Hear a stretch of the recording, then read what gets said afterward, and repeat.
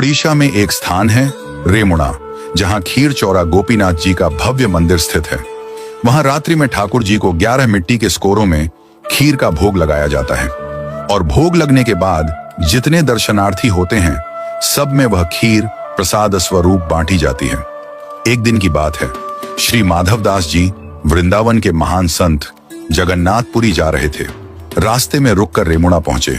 उन्होंने सुना कि यहाँ गोपीनाथ जी को खीर का भोग लगता है, तो रुक गए, शायद कुछ प्रसाद मिल जाए। रात्रि में ठाकुर जी को शयन का समय हुआ। 11 सकोरों में खीर चढ़ाई गई। भोग लगने के पश्चात प्रसाद वितरण हुआ। भीड़ बहुत थी। माधवदास जी पीछे खड़े थे। प्रसाद भंटते भंटते माधवदास जी तक पहुंचते पहुंचते खीर समाप्त हो गई।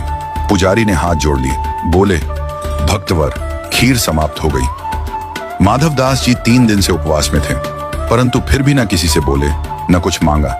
मन ही मन बोले, हे जगन्नाथ, आप तो जगत के अन्नदाता कहलाते हैं, पर आज आपके द्वार पर आकर भी अन्न नहीं मिला।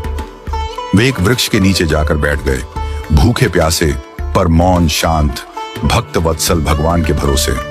रात्रि में ठाकुर गोपीनाथ जी ने पुजारी को स्वप्न दिया, उठो, एक खीर का सकोरा मैंने बचा कर रखा है, जाओ उसे लेकर माधवदास को दो, वे भूखे हैं। पुजारी चौंक गए, बोले, प्रभु, मैंने तो 11 स्कोरे ही चढ़ाए थे और सब बांट दिए थे।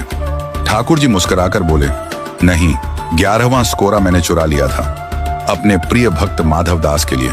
पुजारी दौड़े। उन्होंने सचमुच मंदिर में एक स्कोरा पाया, जो अन्य प्रसाद से अलग रखा हुआ था। खीर अब भी गर्म थी, सजीव थी, सजीवता का अनुभव हो रहा था।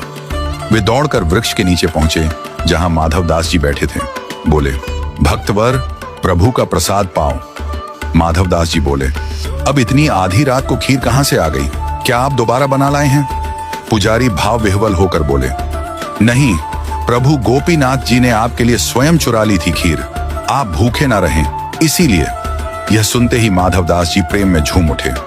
अगली सुबह उन्होंने मंदिर प्रांगण में नृत्य करना प्रारंभ किया।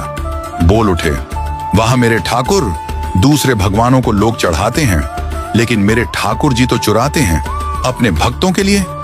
ये तो खीर चौरा है, खीर चुराने वाले गोपीनाथ। और तभी से गोपीनाथ जी का नाम हो गया, खीर चौरा गोपीनाथ। आज भी रेमुणा में रात को ठाकुर जी को खीर का भोग लगता है और उनकी वह प्रेममयी लीला सजीव रूप में याद की जाती है। भगवान कभी कभी भक्त के लिए चोर भी बन जाते हैं, क्योंकि उनका धर्म है भक्तों का रक्षक बनना। जो मांगते नहीं वो पाते हैं ठाकुर जी की सबसे गहरी कृपा। बोलिए भगवान जगन्नाथ जी की जय, संत माधवदास जी की जय। जय जय श्री राधे।